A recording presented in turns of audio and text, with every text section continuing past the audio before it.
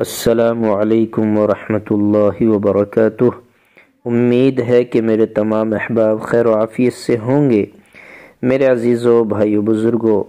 حضرت ابن سیرین رحمۃ اللہ علیہ نے فرمایا کہ اژدہا کا خواب میں دیکھنا بڑے بھاری دشمن کا دیکھنا ہے جو دشمنی طاقتور رکھتا ہے۔ اگر دیکھے کہ وہ اژدہا رکھتا ہے تو دلیل ہے کہ بزرگوں سے ملے گا، اور اگر دیکھے کہ اژدہا جنگ کر کے اس پر غالب آ گیا ہے تو دلیل ہے کہ دشمنوں سے لڑے گا اور آخرکار دشمن کو زیر کرے گا، ہرا دے گا۔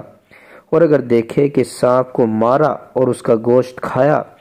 تو اس سے اس امر کی دلیل ہے کہ وہ دشمن پر فتح پائے گا اور اس کا مال لے گا اور اس مال کو خزانہ کرے گا۔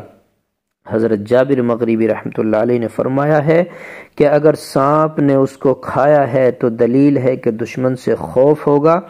اور دشمن اس کو ہلاک کرے گا۔ اور اس طرح بھی بیان فرمایا کہ اگر دیکھے کہ اژدہا کی پشت پر بیٹھا ہے، پیٹھ پر بیٹھ گیا اس کی کمر پر، اور اژدہا اس کے تابع ہے، اس کی بات مان رہا ہے، اس کی اطاعت گزاری میں ہے،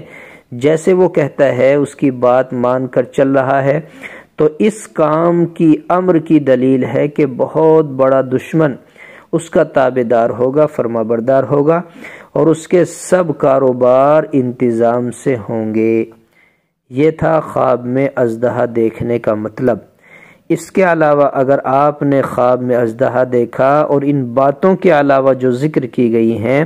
کوئی اور بات سامنے آئی ہے تو اس کی نئی تعبیر ہوگی، خود بخود اس کی تعبیر متعین نہ کر لیں، کسی با سند با اعتبار عالم سے معلوم کریں۔